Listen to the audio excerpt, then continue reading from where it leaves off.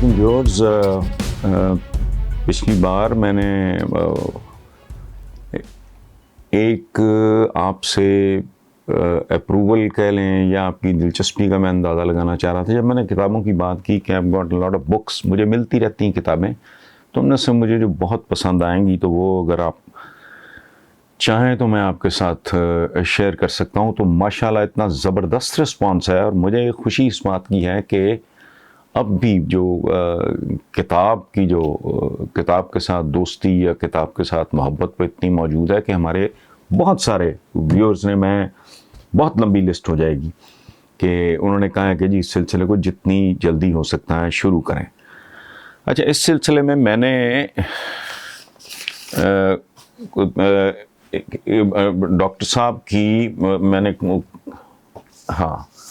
یہ 2 کتابوں کا میں نے حوالہ دیا تھا, ہیلتھ گائیڈ اور خوبصورتی اور بڑھاپا. یہ جو کرنل جاوید مرزا ہیں, کرنل ریٹائرڈ آبویسلی, تو وہ بیماریوں کا علاج کرتے ہیں بغیر دواؤں کے اور بغیر کسی سرجری کے, اور امیزنگ ہے میرے لیے. یہ بڑا میرے زندگی میں حیرت انگیز تجربہ ہے. اور وہ کائرو پریکٹر ہیں. پاکستان میں اس کا اتنا رواج نہیں ہے.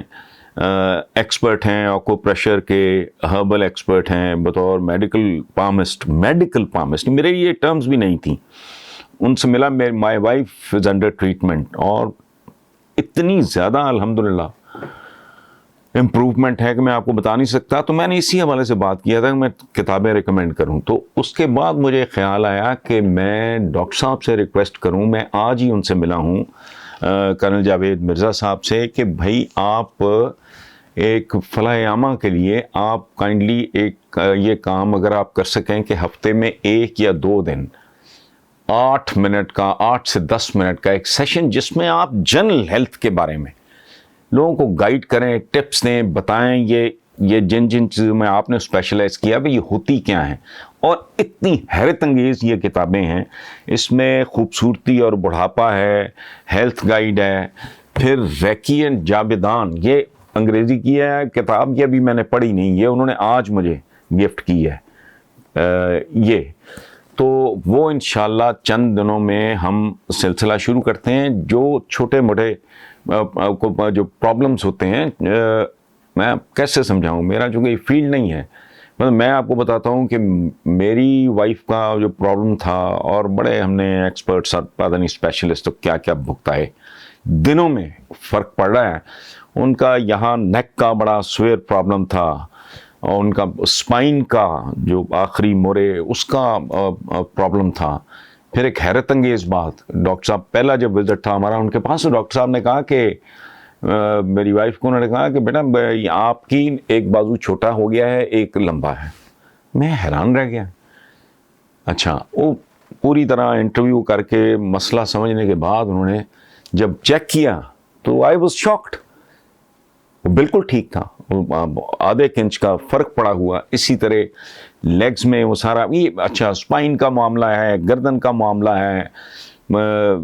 اچھا, پھر یہ ہے کہ بے شمار جو خطرناک جان لیوا بیماریاں, اس کے بارے میں کہ آپ خود کو اپنی ہتھیلیوں کا رنگ دیکھ کے, اپنے ناخنوں کا رنگ دیکھ کے, آپ کی فلانی فیلنگ دیکھ کے, آپ کی باڈی کا بیہیویئر دیکھ کے, بھوک دیکھ کے, سلیپ دیکھ کے آپ کو اندازہ ہو سکتا ہے کہ مجھے یہ علامات ہیں. تو اس سلسلے میں مختصراً یہ کہ میں نے ان سے گزارش کی ہے, اور ان کی بہت مہربانی, وہ مان گئے ہیں کہ ہفتے میں 2 بار وہ جتنی بھی میل آئے گی اور جتنا بھی پھر دیکھ لیں گے, ٹائم ایڈجسٹ کر لیں گے الحمدللہ, وہ تو کوئی ایشو نہیں ہے. اگر زیادہ فلو ہوا تو اسی کے حساب سے ہم 8 کی بجائے 10 منٹ کر لیں گے, 11 کر لیں گے, 12, چونکہ وہ بالکل جو ٹپس ہیں وہ بڑی بیسک ہیں. گھر بیٹھے آپ بیرون ملک بھی اگر بیٹھے ہیں تو یو کین ٹرائی دیٹ. تو اور کسی کو آپ کہہ سکتے ہیں کہ مثلا یہاں سے اتنی بار دبانے سے کیا ہوتا ہے, یہاں سے اتنی بار دبانے سے کیا ہوتا ہے, یہ نیک پہ اگر کوئی مسئلہ ہو تو پھر کیسے, یہ اس طرح کی چھوٹی چھوٹی ٹپس ہیں. تو چونکہ آپ کی طرف سے رسپانس بہت آیا, پھر جا کے میں آج ان سے ملا تو انہوں نے کہا جی موسٹ ویلکم، بہت سویٹ آدمی ہیں آپ، جب ان کی گفتگو سنیں گے تو آپ کائنڈلی یہ بھیجنا شروع کریں. اس طرح کا جو بھی کوئی مسئلے مسائل ہوں گے فزیکل فٹنس کے حوالے سے جو بھی بات ہوگی وہ ہیں بنیادی طور پہ ریفلیکسولوجسٹ بھی ہیں، کائروپریکٹر بھی ہیں. اچھا یہ ویسٹ میں بہت ہے، چائنا میں بہت ہے، کوریا میں بہت ہے، ہمارے یہاں اس کا رواج سچی بات ہے میں مکمل طور پہ جاہل تھا، مجھے نہیں پتا تھا. مجھے کسی نے ہپناٹسٹ ہیں، میں تو سچی بات ہے میں پڑھ بھی نہیں سکتا، میں کو ایمی کو لفظ غلط نہ بول دوں. تو فالج اور اس کی علامات کیا ہیں، دماغی امراض جو رشتہ داروں کی وجہ سے لگتے ہیں، پاگل پن کیا ہے، ہسٹیریا کیا ہے، انسینٹی کیا ہے، دماغی امراض کی علامات کیا ہیں، دماغ کے رگ پھٹنے کی علامات یعنی پہلے آپ کو وارننگ، اگر آپ کو تھوڑی سی بھی اس پہ ایجوکیشن ہو. ناخنوں پہ دل کی بیماریوں کے علامات کیا ہیں، ہاتھ پہ لکیریں اور بیماری کی علامات، دل کی بیماری سے بچاؤ اور علاج، دل کی بیماریوں کی نشانیاں کیا ہیں. جسے کہتے ہیں نا پری ایمپٹیو میئر. اچھا مینیجر ہی وہ ہوتا ہے جو برا مینیجر ہوتا ہے جس پہ مسئلہ پڑے تو وہ ہاتھ پاؤں پھول جائیں. اچھا مینیجر ہوتا ہے مسئلہ پڑ جائے تو اپنے اعصاب پہ قابو رکھے اور اس کو سنبھال لے. بہت اچھا مینیجر وہ ہوتا ہے جو پری ایمپٹ کر لے کہ اگر ایسا ہو گیا تو پہلے سے پیش بندی کر لے. اس طرح. اچھا پھر یہ ہے کہ کینسر ہے، بلڈ پریشر، خون کی بیماری کی علامات، اور گردے کا امراض اور اس کی علامات، جگر کی بیماریاں، یعنی یہ وقت سے پہلے آپ کو وارننگ، بجلی کا کرنٹ لگنے کا، بینائی کو خطرہ، سر پہ چوٹ لگنے کا خطرہ. میں یہ ٹپس ہیں بڑی زبردست. تو آپ اللہ کا نام لے کے بھجوانا شروع کریں. تو ڈاکٹر صاحب کے کلینک پہ ہی وہ ظاہر ہے، ہمارے اسٹوڈیو تو ان کے پاس اتنا وقت نہیں ہوتا، تو انہی کے پاس جا کے ہم یہ کر لیں گے انشاءاللہ. زاہد کوٹ لکھپت لاہور سے، وہ کہتے ہیں وزیر اعظم نے اپوزیشن کو فورن فنڈنگ کیس کی عدالت میں لائیو سماعت کروانے کا چیلنج کیا ہے، یعنی اس کیس کی سماعت اب بن کیمرہ ہوگی تاکہ جھوٹ سچ کا پتہ چل سکے.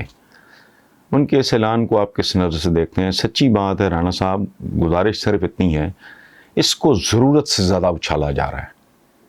میرے نزدیک یہ میننگ لیس ہے. میں نے کچھ ماہرین قانون سے یہ مجھے پتہ چلا ہے کہ اگر یہ ثابت بھی ہو جائے کچھ بھی نہیں ہوگا، زیادہ سے زیادہ وہ پیسہ کانفسکیٹ ہو جائے گا. اچھا اگر آپ کوئی پولیٹیکل پارٹی تحلیل کر بھی دیتے ہو، وہ جی پی ٹی آئی ہے، وہ نون لیگ ہے، پیپلز پارٹی ہے، کسی اور نام سے آ جائے گی، اس کے کیا کر لو گے آپ؟ یہ ایشوز نہیں ہیں ہمارے ملک کے. اور عمران جیسے آدمی کے بارے میں یہ کہنا سچی بات ہے، یہ تو کسی کے بارے میں بھی اگر کو کہے تو میں نہیں مانوں گا. اس لیول پہ جا کے یہ کرپٹ ہیں مالی طور پہ. یہ جو ہمارے روایتی لیڈرز ہیں یہ بہت کرپٹ ہیں، کوئی شک نہیں. لیکن کوئی وطن فروش ہوگا میں نہیں مانتا. یہ الزام کوئی میاں صاحب پہ، اور میں آپ کو ایک بات بتاؤں، میاں نواز شریف پہ ایک بار کسی نے، انہوں نے کوئی اظہار یکجہتی کیا کہ جی ہاں یہ ہمارے بھائی ہیں قادیانیوں کے، احمدیوں کے بارے میں، تو ان کے خلاف بیان آنے شروع ہو گئے. تو میں نے ایک کالم لکھا، میں نے کہا یار خدا کا واسطہ یہ نہ کریں. آپ ہر بندے کو اٹھا کے دائرہ اسلام سے خارج کر دیتے ہو، تو اتنی آسانی سے تو کوئی شریف آدمی خارج نہیں کرتا، تم اسلام کے دائرے سے خارج کیسے کر رہے ہو؟ نواز شریف کا تعلق ایک مذہبی سے خاندان سے ہے. ان کو کہنا بھائی انہوں نے ان معنوں میں کہا ہے، میں تو ہندو برادری کہتے ہیں، سکھ برادری ہے، تو ہمارا ایک رشتہ تو ہم وطن ہونے کا ہے نا، وہ رشتہ کو کم تو نہیں ہے. ہر پاکستانی میرا بھائی ہے. He doesn't have to be a Muslim. اس کے حقوق ہیں. قائد اعظم اتنی تقریروں میں ان کے بارے میں بات کر چکے. خود ہمارے دین کے احکامات اتنے زبردست ہیں جس کا حساب کوئی نہیں. اچھا یہ بات کرنی کہ جی کوئی کسی کا ایجنٹ ہوگا، عمران کا تو خیر کیا تو فضول بات ہے. ان کے بارے میں بھی مجھے کوئی آصف زرداری صاحب کے بارے میں کہے، مجھے کوئی نواز شریف کے بارے میں یہ ایجنٹ ہیں، مودی کا یار فلان، واٹ نان سینس. ہندوستان کے ساتھ تو نارملائزیشن میں بھی چاہتا ہوں، کوئی ٹریڈ ہو، بارڈرز سافٹ قسم کا معاملہ ہو، آنا جانا ہو، بس یہ کیا ہے. سو یہ اب میڈیا نے بھی اس کو بہت زیادہ اچھالا ہوا ہے, مجھے نہیں سمجھ آتی. کالمز بھی اس پہ لکھے جا رہے ہیں, میڈیا میں بھی اس پہ باقاعدہ ٹائم ضائع ہو رہا ہے, لوگ بھی بڑے کنسرنڈ ہیں. بھائی کیا ہے باٹم لائن, اگر ہو گیا تو کیا ہوگا؟ تو پھانسیاں لگا دیں گے, کچھ بھی نہیں. جو فنڈز ہوں گے کانفسکیٹ ہو جائیں گے, تو پھر کون سی توپ چل گئی بھائی, اور آ جائیں گے. پارٹی آپ زیادہ سے زیادہ تحلیل وہ نہیں ہے قانون میں, اس کی پاسبلٹی نہیں ہے. سو اس لیے میرے بھائی رانا زاہد صاحب, اس طرح کے معاملات کو چھوڑیں. ہمارے مسائل ملک کے بہت بھیانک ہیں. ہم اخلاق باختگی کی آخری انتہا. مجھے میری بہنوں جیسی ہوں گی, انہوں نے وہ لائل پور سے لکھا ہے, ایک لاوارث یتیم بچی نہ کو آگا نہ پیچھا, عمر اس کی 12-13 سال. آپ نے اخباروں میں پڑھا ہوگا, مجھے دہراتے ہوئے بھی شرم آ رہی. تو میں جو پیٹتا ہوں کہ تصادیات نہیں, ہمارا اصل مسئلہ اخلاقیات کا ہے. خالص چیز نہیں ملتی. دوا خریدتے ہوئے شریف آدمی ڈرتا ہے کہ یار میرا تو پیشنٹ ہاسپٹل میں ہے, یہ جو میں دوا لے کے جا رہا ہوں یہ فیک تو نہیں ہے. تو کدھر پہنچ گئے ہم لوگ؟ ہمارے ایشوز اور ہیں. اکانومی اس ملک کا مسئلہ ہے. ہندوستان جیسا, ہندوستان کی میں بات نہیں کر رہا, میں اپنے الفاظ واپس لیتا ہوں. وہاں مودی جیسا بندہ حکمران ہے جو پتہ نہیں, آئی ڈونٹ نو ان کا بیک گراؤنڈ کیا ہے, ان کا فہم کیا ہے, ویژن کیا ہے, ڈیپتھ کتنی ہے, ایک جنونیت سی طاری ہے. تو یہ ہمارے مسائل ہیں. ایجوکیشن ہے, ہیلتھ ہے. تو یہ اس کو چھوڑیں, آپ بھاڑ میں جائیں گی. ہمارا فوکس کہیں اور ہونا چاہیے ایز اے نیشن. بہرحال یہ میرا اوپینین ہے, اگر آپ کو پسند نہ آئے تو میں معذرت خواہ ہوں, لیکن دس از مائی اوپینین. ثنا رحیم ہیں نیو یارک امریکہ سے.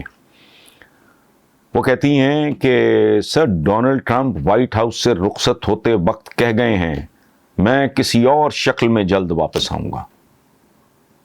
آپ یقین کریں میں نے کبھی ڈونلڈ ٹرمپ کی کسی بات کو سیریسلی نہیں لیا سوائے اس جملے کے. ثنا رحیم, آپ ہیٹس آف ٹو یو, آپ ماشاءاللہ بہت ذہین ہیں. میں نے ڈونلڈ ٹرمپ کی آج تک کبھی کسی بات کو, میں نے اس جملے کو بہت سنجیدگی سے لیا. میں اس پہ پلان کر رہا ہوں کالم لکھنے کا. ٹھیک پکڑا آپ نے. وہ چین سے نہیں بیٹھے گا, وہ باز نہیں آئے گا, وہ نچلا نہیں بیٹھے گا. یہ اس طرح کا آدمی ہے. یہ کوئی نہ کوئی تگڑم لڑائے گا, کوئی نہ کوئی جگاڑ لگائے گا. یہ اپنی بیٹی کی شکل میں واپس آنے کی کوشش کرے, یہ اپنے کسی داماد کی, مجھے نہیں پتا کہ امریکہ میں وہاں کے قوانین کس بات کی اجازت دیتے ہیں کس کی نہیں, لیکن اس میں مجھے رتی برابر شک نہیں ہے کہ یہ بات جو اس نے کی ہے میں کسی اور شکل میں جلد واپس آؤں گا. تو آپ یقین کریں وہ ایک نئی پولیٹیکل پارٹی بھی بنا سکتا ہے. He can do any thing. وہ ڈیسپریٹ آدمی ہے اور زخمی سانپ کی طرح ہے. اس لیے آپ اس سے کسی بھی چیز کی توقع کر سکتے ہیں. اور اس بات کو آپ سنبھال کے رکھنا کہ خیال جو سوال آپ نے پوچھا ہے میرے دماغ میں تھا, میں یہ والا جواب آپ کو دے رہا ہوں. آنے والے وقتوں میں مستقبل قریب میں اس کا جواب آ جائے گا. اس وقت ہم دونوں مل کے سیلیبریٹ کریں گے کہ ہم نے اس کو کتنا سیریسلی لیا تھا. یہ ہیں Qurratulain mass communication Karachi, most probably Karachi university, مجھے تو نہیں پتا, لیکن بہرحال کراچی سے ہیں.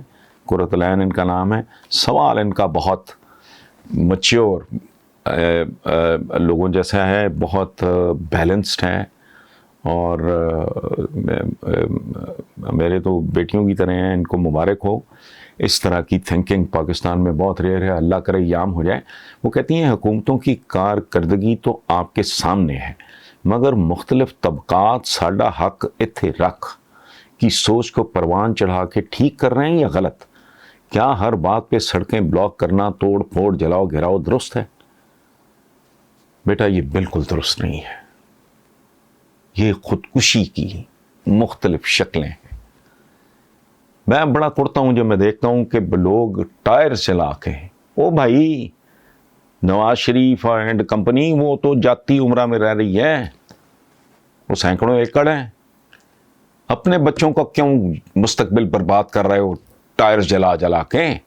اس سے ماحول آلودہ ہو رہا ہے. آپ کو تو پہلے ہی آلودگی سنبھالی نہیں جا رہی آپ سے. آپ اپنے بچوں کے لیے وہ سڑکیں ٹائر جب جلتا ہے سڑک بھی برباد ہوتی ہے تو وہ کس کی ہے؟ وہ تو آپ کی ہے، انہوں نے یہاں سے گزرنا ہے. سو یہ میں نے بیرون ملک بہت سارے مظاہرے دیکھے، ان کو دیکھ کے بندہ حسرت سے سوچتا ہے. اور جب یہ اس طرح کے میں توڑ پھوڑ والے جو ڈونلڈ ٹرمپ وغیرہ کے چکر میں ہوا تھا، یہ ڈسٹرکٹیو لوگ ہیں، یہ پازیٹیو لوگ نہیں ہیں، یہ نیگیٹو سوچ ہے، کرنے والے کام کچھ اور ہیں، اس طرف کوئی دھیان نہیں دیتا. تو بہرحال بیسیکلی آپ کا سوال بہت درست ہے اور آپ کی سوچ بہت درست ہے اور اس سوچ کی سمت بہت درست ہے. یہ بہت صحت مند سوچ ہے آپ کی، آپ کو مبارک ہو. فاطمہ ہیں لاہور سے، وہ کہتی ہیں مفتی عبدالکبی کا معاملہ خبروں میں گرم ہے. ایک متنازع مفتی اور ایک کھلی ڈلی ٹک ٹاکر نے 23 کروڑ عوام کو بیوقوف بنا رکھا ہے. معاشرے میں بگاڑ پیدا کرنے والے ایسے لوگوں کے ساتھ کیا ہونا چاہیے؟ دیکھو بیٹا، ہونا کیا چاہیے، آپ گندگی کے، بدبو کے، غلاظت کے ڈھیر کے قریب سے گزرتے تو کیا کرتے ہو؟ بندہ ہوگا وہ رومال ناک پہ رکھ کے ذرا تیز قدم چلا جائے گا. آپ جیسی ہماری کو بیٹی ہوگی وہ دوپٹہ رکھ کے ذرا زیادہ تیز سے نکل جائیں گے. ہم عجیب لوگ ہیں. یہ جو ابھی یہ فورن فنڈنگ، اول تو یہ فورن فنڈنگ ہے نہیں ہے، جو پاکستانیز ابراڈ ہیں وہ تو اچھا. ہمارا یہ اب میں ایک بات آپ کو بتاؤں کہ ہم جتنا میں جو یہ چیخ رہا ہوں بڑی دیر سے کہ ہمارا اصل مسئلہ اس قوم کا، ہم سب کا اخلاقیات کا زوال، قحط اور بربادی ہے.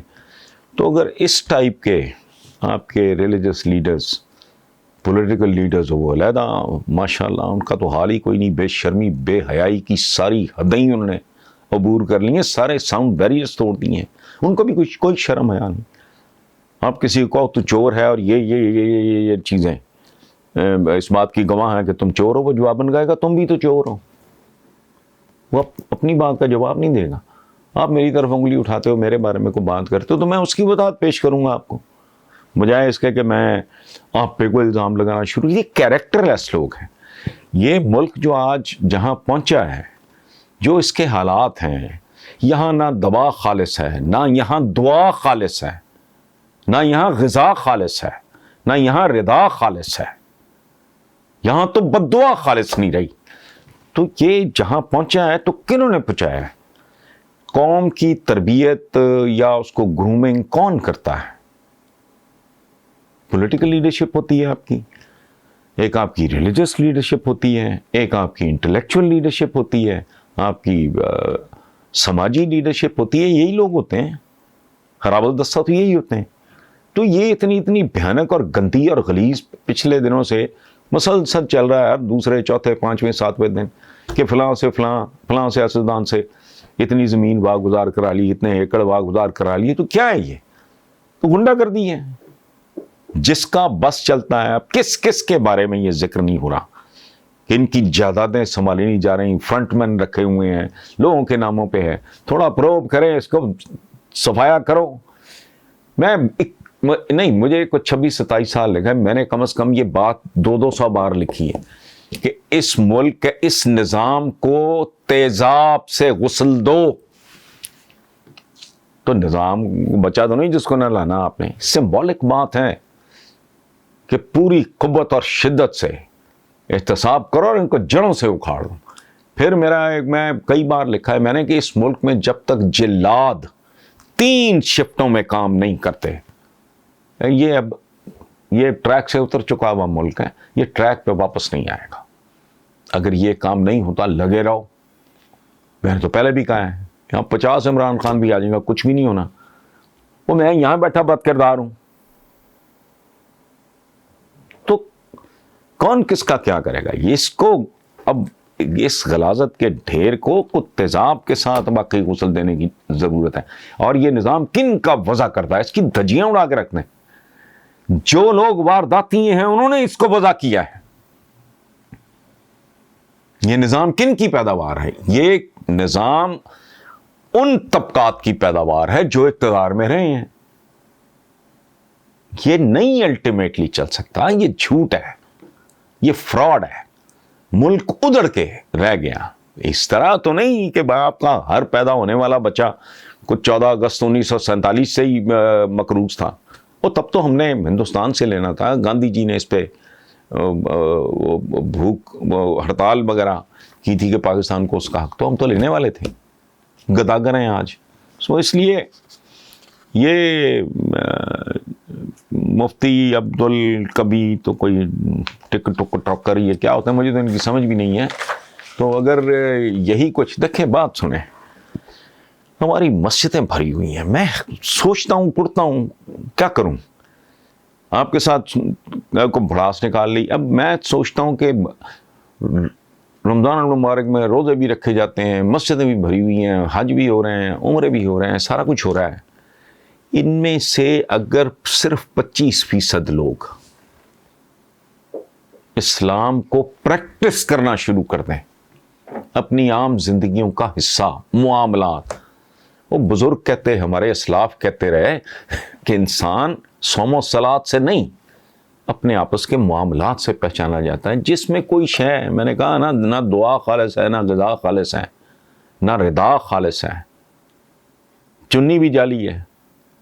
تو وہاں کیا کرنا ہے آپ نے؟ جہاں عورتیں نکل کے اس ملک میں یعنی بدتمیزی اس لیول پہ چلی جائے کہ عورتیں سرے عام سڑکوں پہ کہیں میرا جسم میری مرضی، اس کو اگر آپ اسلامی جمہوریہ لکھنا چاہیں تو کون روک سکتا ہے آپ کو؟ Thank you very much.